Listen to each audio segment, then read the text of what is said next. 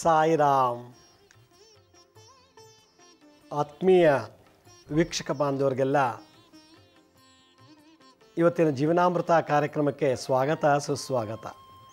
ವೀಕ್ಷಕರೇ, ಇವತ್ತು ನಾನು ಒಂದು ಕಾಯಿಲೆ ಬಗ್ಗೆ ಸಂಚಿಕೆ ಮಾಡ್ತಾಯಿದ್ದೀನಿ. ನಾನು ಏನದು ಕಾಯಿಲೆ ಅಂದರೆ, ಕೆಲವರು ಬೆಳಗ್ಗೆಯಿಂದ ಸಂಜೆವರೆಗೂ ದುಡಿತಾರೆ, ಮನೆಗೆ ಬಂದಮೇಲೆ ಸುಸ್ತಾಗಿರುತ್ತೆ, ಮಲ್ಕೋತಾರೆ, ಊಟ ಮಾಡಿ ಆರಾಮ ಮಲಗ್ತಾರೆ. ಅವ್ರಿಗೆ ದುಡ್ದಿದ್ದು ಬೆಳಗ್ಗೆಯಿಂದ ಸಂಜೆವರೆಗೆ ಏನೇನು ದುಡ್ದಿದ್ರೋ ಆ ವಿಚಾರದ ಬಗ್ಗೆನೇ ಕನಸು ಕಾಣ್ತಾರೆ. ಕೆಲವರು ಕಾಣ್ತಾರೆ, ಆರಾಮಾಗಿ ಎದ್ದೊಳ್ತಾರೆ, ಮಾಮೂಲಂತೆ ಡ್ಯೂಟಿಗೆ ಹೋಗ್ತಾರೆ, ಕೆಲಸ ಮಾಡ್ತಾರೆ. ಬಿಸ್ನೆಸ್ ಆಗಿರ್ಬೋದು, ಇಲ್ಲ ಕೆಲಸಕ್ಕೆ ಹೋಗ್ಬೋದು. ಅವ್ರಿಗೇನು ಅನಿಸಲ್ಲ. ಕೆಲವರು ಇನ್ನೊಬ್ಬರ ಬಗ್ಗೆನೇ ಚಿಂತೆ ಮಾಡ್ತಾರೆ.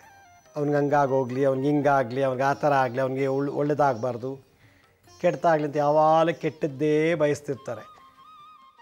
ಅಂಥವ್ರು ಊಟ ಮಾಡಿ ಮಲ್ಕೊಂಡಾಗ ಅಂಥದ್ದೇ ಕನಸು ಕಾಣ್ತಾರೆ ಅವರು. ಆ ಥರ ಕನಸು ಕಂಡ ತಕ್ಷಣ ಅವ್ರಿಗೆ ಬಾಡಿ ಮೈಯೆಲ್ಲ ಪೇನ್ ಆಗುತ್ತೆ. ಮಂಡಿ ನೋವು, ಪಾದ, ಸೊಂಟ, ಬೆನ್ನು ಎಲ್ಲ ಬರೋಕ್ಕೆ ಶುರುವಾಗ್ಬಿಡುತ್ತೆ. ಯಾವಾಗ ನಾವು ನೆಗೆಟಿವ್ ಬಗ್ಗೆ ಥಿಂಕ್ ಮಾಡ್ತೀವಿ, ಲಕ್ಷ್ಮೀ ಶ್ರೀನಿವಾಸ್ಗೆ ಹಂಗಾಗಲಿ, ಅವ್ನಿಗೆ ಹಿಂಗಾಗಲಿ, ಆ ಥರ ಆಗಿಬಿಡಲಿ, ಪಾತ್ರೆ ತೊಳೆಯುವಾಗ, ಕಸ ಗುಡಿಸುವಾಗ, ಅಡುಗೆ ಮಾಡುವಾಗ, ಕೂತಾಗ, ನಿಂತಾಗ ಕೆಲವು ಜನ ಕೆಟ್ಟದ್ದೇ ಬೈಕೋತಿರ್ತಾರೆ. ಅತ್ತೆ ಮೇಲೆ ಬೈಕೋತಾ ಇರೋದು, ಮಾವನ ಬಗ್ಗೆ, ನಾತಿನ ಬಗ್ಗೆ, ಮೈದಿನ ಬಗ್ಗೆ, ಹೀಗೆ ಅವ್ರ ಬಗ್ಗೆ ಬೈತಾನೇ ಇರ್ತಾರೆ. ಮನಸ್ಸಲ್ಲೇ ಬೈಕೊಳ್ಳೋದು, ಇಲ್ಲ ಓಪನಾಗಿ ಮಾತಾಡೋದು. ಇವಂಥವ್ರು ಊಟ ಮಾಡಿ ಮಲಗಿದ ಮೇಲೆ ಬೆಳಗ್ಗೆ ಎದ್ದ ತಕ್ಷಣ ನೋಡಿದಾಗ ಮೈಕೆ ಎಲ್ಲ ನೋವು ಬರುತ್ತೆ. ಯಾಕೆಂದರೆ ಬೆಳಗ್ಗೆಯಿಂದೆಲ್ಲ ಬೈಕೊಂಡಿರ್ತಾರಲ್ಲ, ಅವ್ರಿಗೆ ಗಿಫ್ಟ್ ಏನಪ್ಪ ಅಂತಂದರೆ ಮೈಕೈ ನೋವು ಬರೋದು, ಸೊಂಟ ನೋವು. ಅಕ್ಷಿ ಅಂದ ತಕ್ಷಣ ಸೊಂಟ ಹಿಡ್ಕೊಂಡ್ಬಿಡುತ್ತೆ. ಬಗ್ಗಿ ಕೆಲಸ ಮಾಡೋಕ್ಕೆ ಹೋದಾಗ ಮೂಳೆ ಮೊಸಲ್ ಕ್ಯಾಚ್ ಆಗಿಬಿಡ್ತದೆ. ಈ ಥರದ್ದು ಒಂದು ಜನ ಇದ್ದಾರೆ. ಕೆಲವರು ಯಾವಾಗಲೂ ಭಗವಂತ ನಾಮಸ್ಮರಣೆ ಮಾಡೋದು, ಧ್ಯಾನ ಮಾಡೋದು, ಜಪ ಮಾಡೋದು, ಭಜನೆ ಮಾಡೋದು, ಒಳ್ಳೆ ಪುಸ್ತಕ ಓದೋದು. ಇಂಥವ್ರು ಊಟ ಮಾಡಿ ನಿದ್ದೆ ಮಾಡಿ ಮಲ್ಕೊಂಡ್ರೆ ಯಾವಾಗಲೂ ಲವಲವಿಕೆಯಾಗೇ ಇರ್ತಾರೆ. ಆರೋಗ್ಯವಾಗಿರೋರು ಅಂದರೆ ಇವರೊಬ್ಬರೇ. ಕೆಲವ್ರಿಗೆ ಆಫೀಸ್ಗೆ ಹೋಗೋ, ದೇವಸ್ಥಾನಕ್ಕೆ ಹೋಗ್ತಾರೆ, ಹೋಗ್ಬಿಟ್ಟು ಕೆಲಸ ಮುಗಿಸ್ಕೊಂಡು ಮನೆಗೆ ಬರ್ತಾರೆ. ಕೆಲವರು ಭಾನುವಾರ, ಶನಿವಾರ ಅಥವಾ ರಜೆ ಬಂದಾಗ ಪಿಕ್ನಿಕ್ ಸ್ಪಾಟ್ಗಳಿಗೆ ಹೋಗ್ತಾರೆ. ಪಿಕ್ನಿಕ್ ಸ್ಪಾಟ್ಗೆ ಹೋದಾಗ ಅಲ್ಲಿ ಭಾಳಷ್ಟು ಜನ ಬಿದ್ದು ಸತ್ತಿರ್ತಾರೆ, ಅಥವಾ ಏನೋ ಒಂದು ನೆಗೆಟಿವ್ ಎನರ್ಜಿ ಇರ್ತದೆ. ಅಲ್ಲೆಲ್ಲ ಓಡಾಡಿಕೊಂಡು, ಡ್ರಿಂಕ್ಸ್ ಮಾಡಿಕೊಂಡು, ಕುಡ್ಕೊಂಡು, ಡ್ಯಾನ್ಸ್ ಮಾಡಿಕೊಂಡು, ಮಜಾ ಮಾಡ್ಕೊಂಡು ಮನೆಗೆ ಬರ್ತಾರೆ. ಮನೆಗೆ ಬಂದಾಗ ಅವ್ರಿಗೆ ವಿಪರೀತ ಜ್ವರ, ಕೆಮ್ಮು, ನೆಗಡಿ, ಶೀತಗಳೆಲ್ಲ ಶುರುವಾಗುತ್ತೆ. ಇನ್ನೊಂದು ವೆರೈಟಿ ಜನ ಅವ್ರಿಗೆ ಮಾಟ ಮಂತ್ರ ಮಾಡಿಸ್ಬಿಟ್ಟಿರ್ತಾರೆ ಯಾರೋ ಒಬ್ಬರು. ಅವ್ರು ಮಲ್ಕೊಂಡಾಗೆಲ್ಲ ಭೂತ ಪ್ರೇತಗಳೆಲ್ಲ ಕಾಣುತ್ತೆ. ಭೂತ ಪ್ರೇತಗಳೆಲ್ಲ ದರ್ಶನ ಕೊಡುತ್ತೆ. ಯಾವಾಗ ಅವ್ರಿಗೆ ಭೂತ, ಪ್ರೇತ, ಪಿಶಾಚಿ ಈ ಥರ ದರ್ಶನ ಆಗುತ್ತೋ ಕನಸಲ್ಲಿ, ನೆಕ್ಸ್ಟ್ ಡೇಯಿಂದ ಅವ್ರಿಗೆ ಜ್ವರ ಬರುತ್ತೆ, ಕೆಮ್ಮು ಬರುತ್ತೆ, ರೋಗಗಳು ಶುರುವಾಗುತ್ತೆ. ಈಗ ಯಾರೋ ನನಗೆ ಮಾಟ ಮಂತ್ರ ಮಾಡಿಸ್ಬಿಟ್ಟಿದ್ರೆ ನಾನು ಮಲಗಿದ್ದಾಗ ಬರೀ ಭೂತ ಪ್ರೇತಗಳೇ ಕಾಣಿಸುತ್ತೆ. ನೆಕ್ಸ್ಟ್ ಡೇಯಿಂದ ನನಗೆ ಜ್ವರ, ವಾಂತಿ, ಭೇದಿ, ಕೆಮ್ಮು, ನೆಗಡಿ ಈ ಥರ ಶುರುವಾಗ್ಬಿಡ್ತದೆ ರೋಗ. ನಮಗೇನು ಕಾಯಿಲೆ ಬರುತ್ತೆ ಅಂತ ಮುಂಚೆನೇ ಗೊತ್ತಿಲ್ಲ. ಆದರೆ ನಮ್ಮ ಆಚಾರ, ವಿಚಾರ, ಚಿಂತನೆ, ಭಾವನೆಗಳ ಮೇಲೆ ರೋಗ ಬರುತ್ತೆ. ಇದು ಒಂದು. ಇನ್ನೊಂದು, ನಾನು ಓದ್ ಜನ್ಮದಲ್ಲಿ ಹಲವಾರು ಜನಕ್ಕೆ ಮಾಟ ಮಂತ್ರ ಮಾಡಿಸಿರೋದೇ ಮಾಡಿಸಿ ಕೊನೆಗೆ ಸತ್ತೋಗ್ಬಿಟ್ಟಿರ್ತೀನಿ. ನಾನು ಓದ್ ಜನ್ಮದಲ್ಲಿ ನಾನು ಮಾಟ ಮಂತ್ರ ತಂತ್ರಗಳು ಮಾಡೋದು, ಹೀಗೆ ಮಾಡಿ ಒಂದಿನ ಸತ್ತೋಗ್ತೀನಿ. ಆ ಮಾಟ ಮಂತ್ರ ತಂತ್ರ ಮಾಡಿದ್ದು ಆ ಕೆಟ್ಟ ಕರ್ಮ ನನ್ನ ಅಕೌಂಟಲ್ಲೇ ಇತ್ತು. ಈಗ ಉಟ್ಬಿಟ್ಟಿದ್ದೀನಿ. ಈಗ ನನಗೆ ಒಂದು ವಯಸ್ಸು ಬಂದ ಮೇಲೆ ಎಲ್ಲ ಥರ ಭೂತ, ಪ್ರೇತ, ಬಾಧೆಗಳು, ನೆಗೆಟಿವ್ ಎನರ್ಜಿ. ಯಾಕಂದರೆ ಓದ್ ಜನ್ಮದಲ್ಲಿ ಮಾಡಿಸಿದ್ನಲ್ಲ, ಅದು ಇವಾಗ ನನಗೆ ರಿವರ್ಸ್ ಆಗಿದೆ. ಓದ್ ಜನ್ಮದ್ದು ನನಗೆ ರಿವರ್ಸ್ ಆಯಿತು. ಈ ಥರದಿಂದ ರೋಗಗಳು ಸೃಷ್ಟಿಯಾಗತ್ತೆ. ಇವತ್ತಿನ ಈ ಸಂಚಿಕೆಯಲ್ಲಿ ಭೂತ, ಪ್ರೇತ, ಪಿಶಾಚಿಗಳ ಸೋಂಕಿನಿಂದ ಕಾಯಿಲೆಯನ್ನು ನರಳುತ್ತಿರ್ತಾರೆ ಕೆಲವರು. ಎಷ್ಟೇ ಔಷಧಿ ಕೊಟ್ಟರೂ ವಾಸಿ ಆಗಲ್ಲ.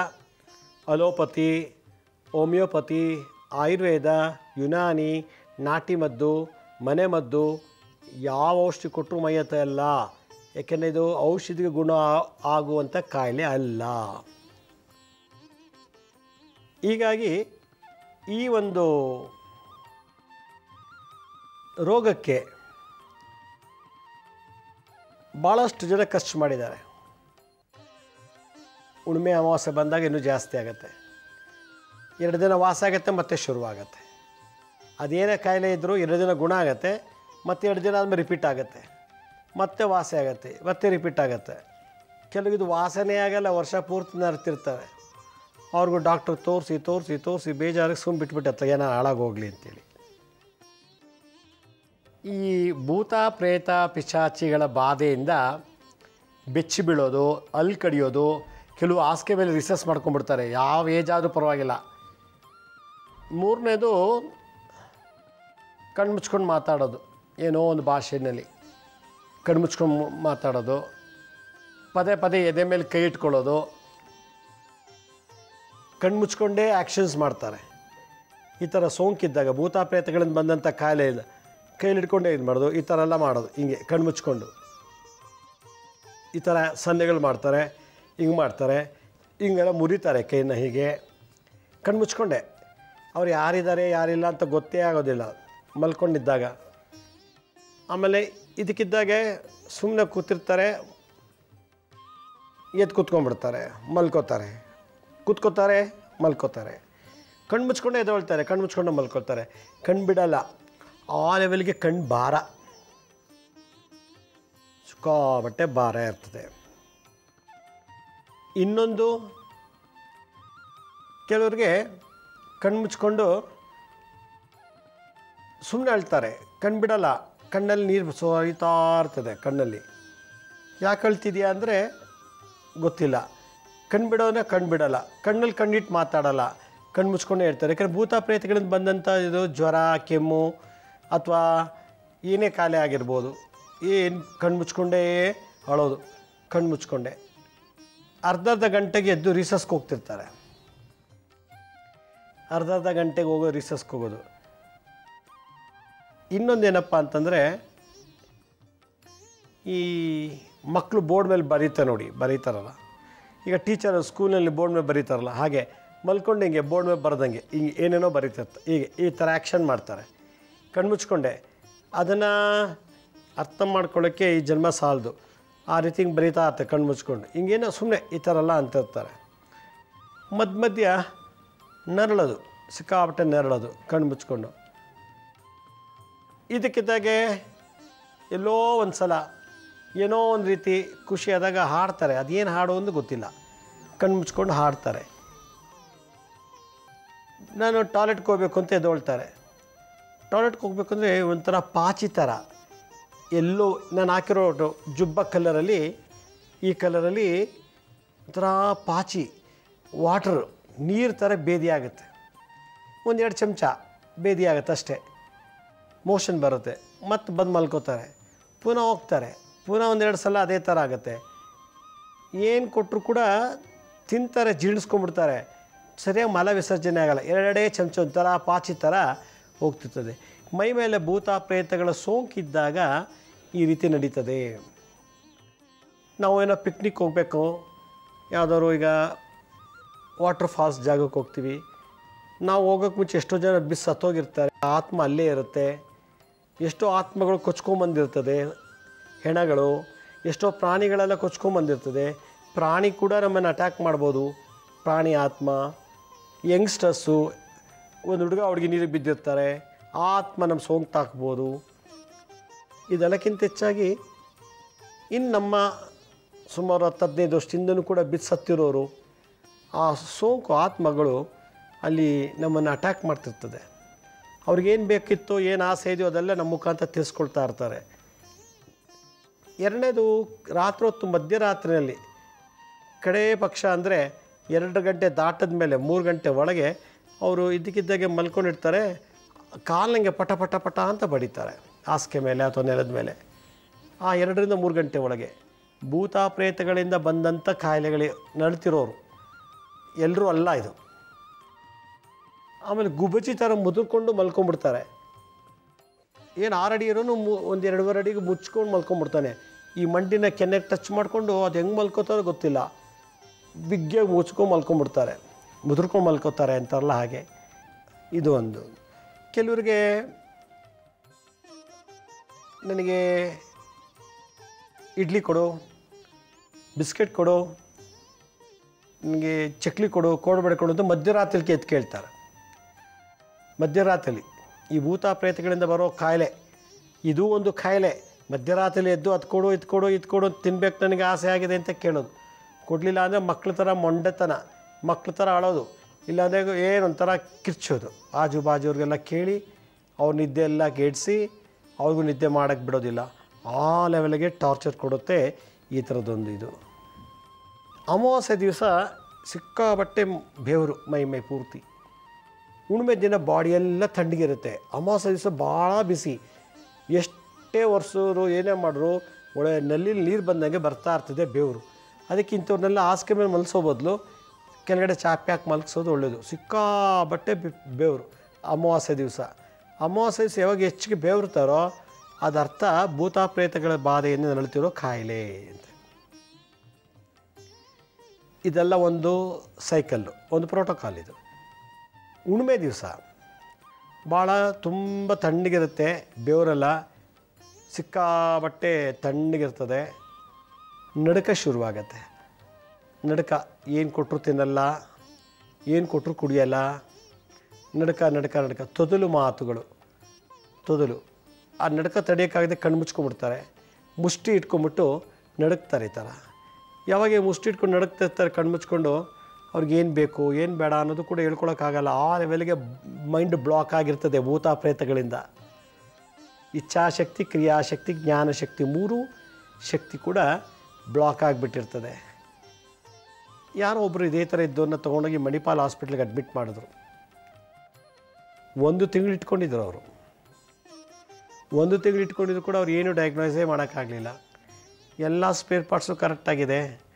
ಪ್ಯಾಂಕ್ರಿಯಾಸ್ ಇನ್ಸುಲಿನ್ ಪ್ರೊಡ್ಯೂಸ್ ಆಗ್ತಿದೆ, ಕಿಡ್ನಿ ಚೆನ್ನಾಗಿದೆ, ಲಿವರ್ ಚೆನ್ನಾಗಿದೆ, ಸ್ಟಮಕ್ ಚೆನ್ನಾಗಿದೆ, ಕರಳೆಲ್ಲ ಚೆನ್ನಾಗಿದೆ, ಕಣ್ಣು, ಕಿವಿ, ಮೂಗು, ಬಾಯೆಲ್ಲ ಚೆನ್ನಾಗಿ. ಮತ್ತು ಯಾಕೆ ಹಿಂಗೆ ಆಗ್ತಿದೆ ಗೊತ್ತಾಗಿಲ್ಲ. ಕೊನೆಗೆ ಅವ್ರಿಗೆ ಬೇಸತ್ತು, ನೀವು ಕರ್ಕೊಂಡೋಗಿ ನಮಗೇನು ಮಾಡೋಕ್ಕಾಗಲ್ಲ, ಇರೋ ಸಿಸೆ ಇಟ್ಕೊಂಡು ಚೆನ್ನಾಗಿ ನೋಡ್ಕೊಳ್ಳಿ ಅಂತ ಅಂದ್ಬಿಟ್ರಂತೆ. ಅಲ್ಲಿಂದ ಡಿಸ್ಚಾರ್ಜ್ ಮಾಡ್ಕೊಂಡು ಬಂದಮೇಲೆ ಅವ್ರು ಕೇಳಿದಾರೆ ಯಾಕೆ ಈ ಥರ ಆಗ್ತಿದೆ ಅಂತೇಳಿ. ಅವರೇನು ಮಾಡಿದ್ದಾರೆ, ಒಂದು ಪಿಕ್ನಿಕ್ ಸ್ಪಾಟ್ಗೆ ಹೋಗಿದ್ದಾರೆ, ಯಾವುದೋ ಇದೇ ಥರ ಊಟಿ, ಕೊಡೈಕೆನಾಲ್ ಕಡೆಯಲ್ಲೆಲ್ಲೋ. ಅಲ್ಲಿ ಇವರು ಅಡುಗೆ ಮಾಡ್ಕೊಂಡು ತೊಗೊಂಡೋಗಿದ್ದೆಲ್ಲ ಕೂತ್ಕೊಂಡು ತಿಂದ್ಬಿಟ್ಟಿದ್ದಾರೆ. ಆ ತಿಂದಿರೋ ಜಾಗ ಅದೊಂದು ಸ್ಮಶಾನ. ಆ ಸ್ಮಶಾನ ಜಾಗದಲ್ಲಿ ಕೂತ್ಕೊಂಡು ತಿಂದ್ಬಿಟ್ಟಿದ್ದಾರೆ. ಅವ್ರಿಗೆ ಇನ್ನು ಅಲ್ಲ ಮೊನ್ನೆ ಏನೋ ಅದನ್ನು ಸುಟ್ಟಿರೋ ಜಾಗ ಅಂತ ಗೊತ್ತಿದ್ದು ಕೂಡ ಅಲ್ಲೋ ಕೂತ್ಕೊಂಡು ತಿಂದಿದ್ದಾರೆ ನೋಡಿ. ಒಂಥರ ಪಾರ್ಕ್ ಚೆನ್ನಾಗಿದೆ ಅಂತೇಳಿ ಅಲ್ಲಿ ಕೂತ್ಕೊಂಡು ತಿಂದಾಗ ಆ ಫುಡ್ಡಲ್ಲೇ ಅವ್ರಿಗೆ ಸನ್ನಿ ಥರ, ರಾಹು ಸನ್ನಿ ಥರ ಆಗಿಬಿಟ್ಟಿದೆ. ಹೀಗಾಗಿ ಅವರು 1 ತಿಂಗಳು ತುಂಬ ಕಷ್ಟಪಟ್ಟರು, ಕೆಲಸಕ್ಕೆ ಹೋಗ್ದೇ ಮನೆಯಲ್ಲೇ ಮಲ್ಕೊಂಡು ಕಷ್ಟಪಟ್ಟರು. ಯಾರಿಗೆ ಈ ಭೂತ ಪ್ರೇತ ಪಿಶಾಚಿಗಳ ಸೋಂಕಿನಿಂದ ಬರೋ ಕಾಯಿಲೆಗಳು ಯಾವುದೇ ರೀತಿ ಆದರೂ ಕೂಡ ಅದನ್ನು ನಿಧಾನವಾಗಿ ಗುಣಪಡಿಸ್ಕೋಬೇಕು. ಆಸ್ಪತ್ರೆಯಲ್ಲಿ ಇದು ಟ್ರೀಟ್ಮೆಂಟ್ ಕೊಡೋಕ್ಕೆ ಸಾಧ್ಯ ಇಲ್ಲ. ಹೇಗೆ ಮಾಡಬೇಕು? ನಾ ಚಿತ್ರದಲ್ಲಿ ತೋರಿಸ್ತಾ ಇದ್ದೀನಿ ನೋಡಿ ಸ್ಕ್ರೀನ್ ಮೇಲೆ. ಬಿಳಿ ಸಾಸಿವೆ ಅಂತೇಳಿ, ಬಿಳಿ ಸಾಸಿವೆ, ಕರಿ ಎಳ್ಳು, ಒಣಮೆಣಸಿನ್ಕಾಯಿ ಕುಜ, ಕರಿ ಎಳ್ಳು ಶನಿ, ಬಿಳಿ ಸಾಸಿವೆ ಚಂದ್ರ ಮತ್ತು ರಾಹು, ಒಣಮೆಣಸಿನ್ಕಾಯಿ ಮಂಗಳ ಗ್ರಹ. ಈ 3 ಒಂದೊಂದು ಸ್ಪೂನ್ ತೊಗೋಬೇಕು. 1 ಸ್ಪೂನು ಕರಿ ಎಳ್ಳು, 1 ಸ್ಪೂನು ಬಿಳಿ ಸಾಸಿವೆ, ಒಂದು 4-5 ಒಣಮೆಣಸಿನ್ಕಾಯಿ. ಇದು ಇಟ್ಕೊಂಡು ನಾನು ಹೇಳೋ ಮಂತ್ರನ ಅರ್ಧ ಗಂಟೆ ಜಪ ಮಾಡಬೇಕು. ಅದನ್ನು ಕೈಲಿಟ್ಕೊಂಡು ಒಂದು ಲೋಟದಲ್ಲೋ ಅಥವಾ ಪೇಪರಲ್ಲೋ ಒಂದು ಸಣ್ಣ ಪಾತ್ರೆಲಿ ಇಟ್ಕೊಂಡು, ಈಗ ನಾನು ಹೇಳೋ ಮಂತ್ರದಿಂದ ಅಭಿಮಂತ್ರಿಸ್ಬೇಕು. ಓಂ ಹೈಂ ಬ್ರೀಂ ಶ್ರೀಂ ಕ್ಲೀಂ ಸಾಂ ಬ್ರಹ್ಮ ವಿಷ್ಣು ಮಹೇಶ್ವರ ರೂಪಾಯ ಶ್ರೀರಾಮದೂತಾಯ ನಮಃ. ಓಂ ಹೈಂ ಬ್ರೀಂ ಶ್ರೀಂ ಕ್ಲೀಂ ಸಾಂ ಬ್ರಹ್ಮ ವಿಷ್ಣು ಮಹೇಶ್ವರ ರೂಪಾಯ ಶ್ರೀರಾಮದೂತಾಯ ನಮಃ. ಓಂ ಐಂ ಬ್ರೀಂ ಶ್ರೀಂ ಕ್ಲೀಂ ಸಾಂ ಬ್ರಹ್ಮ ವಿಷ್ಣು ಮಹೇಶ್ವರ ರೂಪಾಯ ಶ್ರೀರಾಮದೂತಾಯ ನಮಃ. ಓಂ ಐಂ ಬ್ರೀಂ ಶ್ರೀಂ ಕ್ಲೀಂ ಸಾಂ ಬ್ರಹ್ಮ ವಿಷ್ಣು ಮಹೇಶ್ವರ ರೂಪಾಯ ಶ್ರೀರಾಮದೂತಾಯ ನಮಃ. ಈ ಮಂತ್ರನ ಒಂದು ಅರ್ಧ ಗಂಟೆ ಜಪಿಸ್ಬೇಕು. ಜಪದ ಮೇಲೆ ಯಾರು ರೋಗಿ ನರಳುತ್ತಿದ್ದಾರೋ ಭೂತ ಪ್ರೇತ ಪಿಶಾಚ ಸೋಂಕಿತ ಬಾಧೆಯಲ್ಲಿ ಅವರಿಗೆ ತಲೆಯಿಂದ ಪಾದವರೆಗೆ ಇದೇ ಮಂತ್ರದಿಂದ 21 ಸಲ ಎಳಿ ತೆಗಿಬೇಕು. ಓಂ ಐಂ ಬ್ರೀಂ ಶ್ರೀಂ ಕ್ಲೀಂ ಸಾಂ ಬ್ರಹ್ಮ ವಿಷ್ಣು ಮಹೇಶ್ವರ ರೂಪಾಯ ಶ್ರೀರಾಮದೂತಾಯ ನಮಃ. ರಾಮದೂತ ಅಂದರೆ ಆಂಜನೇಯ. ಇದು ಆಂಜನೇಯನ ಮಂತ್ರ. ಆಂಜನೇಯ ಬ್ರಹ್ಮ ವಿಷ್ಣು ಮಹೇಶ್ವರ ರೂಪ ಇರಿಯಂತೆ. ಹೀಗಾಗಿ ಭೂತ ಪ್ರೇತ ಪಿಶಾಚಿಗಳ ನಿವಾರಣೆ ಮಾಡೋ ಶಕ್ತಿ ಕಲಿಯುಗದಲ್ಲಿ ಆಂಜನೇಯನಿಗಿದೆ ಅಂತ ಹೇಳ್ತಾರೆ. ಆದ್ದರಿಂದ ಇದು ಹನುಮನ್ ತಂತ್ರಸಾರ ಅಂತೇಳಿ, ಹನುಮನ ತಂತ್ರಸಾರದಲ್ಲಿ ಇದೊಂದು ಮಂತ್ರ ಬರ್ತದೆ. ಓಂ ಐಂ ಬ್ರೀಂ ಶ್ರೀಂ ಕ್ಲೀಂ ಸಾಂ ಬ್ರಹ್ಮ ವಿಷ್ಣು ಮಹೇಶ್ವರ ರೂಪಾಯ ಶ್ರೀರಾಮದೂತಾಯ ನಮಃ. ಓಂ ಐಂ ಬ್ರೀಂ ಶ್ರೀಂ ಕ್ಲೀಂ ಸಾಂ ಬ್ರಹ್ಮ ವಿಷ್ಣು ಮಹೇಶ್ವರ ರೂಪಾಯ ಶ್ರೀರಾಮದೂತಾಯ ನಮಃ ಅನ್ನೋ ಮಂತ್ರ ಹೇಳಿ ಬಿಳಿ ಸಾಸಿವೆ, ಕರಿ ಎಳ್ಳು, ಒಂದು 4-5 ಒಣಮೆಣಸಿನ್ಕಾಯನ್ನು ಅಭಿಮಂತ್ರಿಸಿದ್ದನ್ನ ತೆಗಿಬೇಕು. ಮಂತ್ರ ಹಾಕಿದ ಮೇಲೆ ಇಳಿ ತೆಗಿಬೇಕು. ಮಂತ್ರ ಹಾಕಿಬಿಟ್ಟು ಆಮೇಲೆ ಇಳಿ ತೆಗೆದ್ರೆ ಈ ಭೂತ ಪ್ರೇಷ್ಟ ಚೇಷ್ಟೆಗಳಿಂದ ಬಂದಂಥ ಕಾಯಿಲೆ ಕೆಲವರಿಗೆ ಇದನ್ನು ಕ್ಯೂರ್ ಮಾಡ್ಕೊಳ್ಳಿ ಅಂದರೆ ಪಿಟ್ಸ್ ರೋಗ ಬಂದುಬಿಡುತ್ತೆ. ಪಿಟ್ಸ್ಗೂ ಹೊಟ್ಟೋಗ್ತಾರೆ. ಪಿಟ್ಸ್ ಬರ್ಬೋದು, ಪ್ಯಾರಾಲಿಸಿಸ್ ಆಗ್ಬೋದು, ಲಕ್ವ, ಹೀಗೆ ವಿಚಿತ್ರವಾದ ಕಾಯಿಲೆ. ಅದು ಗೊತ್ತಲ್ಲ, ನೆಗೆಟಿವ್ ಎನರ್ಜಿ ಏನು ಬೇಕಾದ್ರೂ ಮಾಡಿಬಿಡುತ್ತೆ. ಅದಕ್ಕೆ ಎಲ್ಲ ಕಡೆ ಊಟ ಮಾಡಬಾರ್ದು, ಎಲ್ಲ ಕಡೆನೂ ಮಲಗಬಾರ್ದು. ಯಾವ್ಯಾವ ಜಾಗದಲ್ಲಿ ನೆಗೆಟಿವ್ ಎನರ್ಜಿ ಇದೆಯೋ ಗೊತ್ತಿಲ್ಲ. ಅದಕ್ಕೋಸ್ಕರ ನೆಗೆಟಿವ್ ಎನರ್ಜಿ ನಾವು ಬಾ ಅಂತ ಕರೆಯಲ್ಲ, ನಾವು ಹೋಗೋ ಜಾಗದಲ್ಲಿ ಇರ್ತದೆ, ಅದೇ ಬಂದು ನಮ್ಗೆ ಅಟ್ಯಾಕ್ ಮಾಡ್ಕೊಂಬಿಡುತ್ತೆ. ಹಾಗೆ ರೀತಿ ಆಗುತ್ತೆ. ಇದು ಯಾವ X ray, MRI scan, CT scan, blood ರಿಪೋರ್ಟಲ್ಲಿ ಕಾಣೋದಲ್ಲ. ಅದಕ್ಕೆ ಇದು ಬಿಯಾಂಡ್ ದಿ ಸೈನ್ಸ್, ವಿಜ್ಞಾನಕ್ಕೆ ಮೀರಿದಂಥದ್ದು. ಕಲಿಯುಗದಲ್ಲಿ ಇದು ಬಹಳ ವಿಶೇಷವಾಗಿ ನಡೀತಾ ಇದೆ. ಈ ವಿದ್ಯೆಗಳೆಲ್ಲ ನೆಗೆಟಿವ್ ಎನರ್ಜಿ ನೇಣಾಕೊಂಡು ಸತ್ತೋಗಿರ್ತಾರೆ, ಆಕ್ಸಿಡೆಂಟಾಗಿ ಸತ್ತೋಗಿರ್ತಾರೆ, ಆತ್ಮಹತ್ಯೆ ಮಾಡ್ಕೊಂಡಿರ್ತಾರೆ, ಬೆಂಕಿ ಹಾಕೊಂಡು ಸುಟ್ಟೋಗಿರ್ತಾರೆ, ನೀರಿಗೆ ಬಿದ್ದು ಸತ್ತೋಗಿರ್ತಾರೆ. ಇವತ್ತು ದಿವಸ ನೀರಲ್ಲೂ ಸ್ನಾನ ಮಾಡೋಕ್ಕೂ ಭಯ. ಹೀಗಾಗಿ ನೆಗೆಟಿವ್ ಎನರ್ಜಿ ಎಲ್ಲೆಲ್ಲಿರುತ್ತೆ ಅನ್ನೋ ಗೊತ್ತಿಲ್ಲ. ಅದಕ್ಕೆ ನಾವು ಯಾವಾಗಲೂ ಪಾಸಿಟಿವ್ ಆಗಿರಬೇಕು ಅಂತಂದರೆ ಈ ಮಂತ್ರ ತಂತ್ರ ಮಾಡಬೇಕು. ತಂತ್ರ ಏನು? ಇಳಿ ತೆಗೆಯೋದು ಹೇಳ್ಕೊಟ್ಟೆ. ಮಂತ್ರ ಇದು. ಆಗಾಗ ಆಂಜನೇಯನ ದೇವಸ್ಥಾನಕ್ಕೆ ಹೋಗಿ ವಿಗ್ರಹನೇ ನೋಡ್ತಾ ಕೂತ್ಕೊಳ್ಳೋದು, ಧ್ಯಾನ ಮಾಡೋದು, ಪ್ರದಕ್ಷಿಣೆ ಮಾಡೋದು, ಭಜನೆ ಮಾಡೋದು, ಆಂಜನೇಯನ ಮುಂದೆ ಹಾಡೋದು, ಆಂಜನೇಯನ ಮುಂದೆ ಜಪತಪಗಳನ್ನು ಮಾಡೋದು ಅಭ್ಯಾಸ ಮಾಡ್ಕೊಳ್ಳೋದ್ರಿಂದ ಇರುವಷ್ಟು ದಿವಸ ನಾವು ಈ ನೆಗೆಟಿವ್ ಎನರ್ಜಿಯಿಂದ ಸಾಯಕ್ಕೆ ಅವಕಾಶ ಮಾಡಿಕೊಡೋದಿಲ್ಲ ಆಂಜನೇಯ. ಇದಕ್ಕಿದ್ದಾಗ ಸತ್ತೋಗ್ಬಿಡ್ತಾರೆ. ಏನು ಕಾರ್ಯ ಇಲ್ಲ, ಸತ್ತೋಗ್ಬಿಟ್ಟ. ಯಾಕೆ? ನೆಗೆಟಿವ್ ಎನರ್ಜಿಯಿಂದ. ಅದು ಕಾರ್ಡಿಯಾಕ್ ಅರೆಸ್ಟು ಅಲ್ಲ, ಸತ್ತೋಗ್ಬಿಡ್ತಾರೆ. ಕಾರಣ ಈ ಭೂತ ಪ್ರೇತ ಪಿಶಾಚಿಗಳ ಸೋಂಕು. ನಾವು ಚೆನ್ನಾಗಿಲ್ವಲ್ಲ, ಅವರು ಚೆನ್ನಾಗಿರಬಾರ್ದು ಅನ್ನೋ ಉದ್ದೇಶ ಭೂತ ಪ್ರೇತಗಳಿಗೆ. ನಾವೇನೋ ಆತ್ಮಹತ್ಯೆ ಮಾಡ್ಕೊಂಡು ಸತ್ತೋಗ್ಬಿಟ್ವಿ, ರೋಡ್ ಆಕ್ಸಿಡೆಂಟ್ ಸತ್ತೋಗ್ಬಿಟ್ಟು, ಇವ್ರು ಇನ್ನೂ ಚೆನ್ನಾಗಿದ್ದಾರಲ್ಲ, ಚೆನ್ನಾಗಿರೋಕ್ಕೆ ಬಿಡಬಾರ್ದು ಅನ್ನೋದು ಅವ್ರ ಸಂಕಲ್ಪ. ನಮ್ಮ ಸಂಕಲ್ಪನೇ ಬೇರೆ, ಸತ್ತಿರೋರ ಸಂಕಲ್ಪನೇ ಬೇರೆ. ಆದ್ದರಿಂದ ಜೀವಿತ ಕಾಲದಲ್ಲಿ ಬದುಕಿರೋವರೆಗೂ ನಾವು ಒಳ್ಳೆಯದನ್ನೇ ನೆನೆಸ್ಕೋಬೇಕು, ಒಳ್ಳೆಯದನ್ನೇ ಮಾಡ್ತಿರಬೇಕು. ಒಳ್ಳೆಯದನ್ನೇ ಚಿಂತನೆ ಮಾಡ್ತಿದ್ರೆ ನಮ್ಗೆ ನೆಗೆಟಿವ್ ಎನರ್ಜಿ ಬರೋಕ್ಕೆ ಸಾಧ್ಯನೇ ಇಲ್ಲ. ನಾನು ಕದಿಬೇಕು ಅಂತ ಸಂಕಲ್ಪ ಮಾಡಿದ್ರೆ ಒಬ್ಬ ಸತ್ತೋಗಿರ್ತಾನೆ, ಕದಿಯೋ ಕಳ್ಳ ಸತ್ತೋಗಿರ್ತಾನೆ, ಅವನೇ ನಮ್ಗೆ ಅಟ್ಯಾಕ್ ಆಗ್ತಾನೆ. ಒಬ್ಬ ಕೊಲೆಗಾರ ಸತ್ತೋಗಿರ್ತಾನೆ, ನಾನು ಅವನ ಕೊಲೆ ಮಾಡಬೇಕು ಅಂತ ಮನಸ್ಸಲ್ಲಿ ಅಂದ್ಕೊಂಡಿರ್ತೀನಿ, ಸತ್ತೋಗಿರೋ ಆತ್ಮ ನನ್ನ ಕೈಲಿ ಬಂದು ಕೊಲೆನೂ ಮಾಡಿಸ್ಬಿಡುತ್ತೆ. ಆ ಲೆವೆಲಲ್ಲಿ ನಮ್ಮ ವೈಬ್ರೇಷನ್ ಮ್ಯಾಚ್ ಆಗುತ್ತೆ, ಕನೆಕ್ಟ್ ಆಗುತ್ತೆ. ಆದ್ದರಿಂದ ಯಾವುದೇ ಸಂದರ್ಭದಲ್ಲೂ ಕೂಡ ಸದಾ ಪಾಸಿಟಿವ್ ಆಗಿರಬೇಕು. ನೆಗೆಟಿವ್ ಆಗಿರ್ತೀವಿ ಅಂದರೆ ಸಾಕು, ನೆಗೆಟಿವ್ ಆಗಿದ್ದೀವಿ ಅಂದರೆ ಸಾಕು ನಾವು ವೀಕ್ ಆಗಿದ್ದೀವಿ ಅಂತ. ಪಾಸಿಟಿವ್ ಆಗಿತ್ತು ಅಂತಂದರೆ ಬಹಳ ಲವಲೋಕೆ, ಎಲ್ಲ ಥರದಲ್ಲೂ ನಾವು ಲವಲೋಕೆ ಆಗಿರ್ತೀವಿ.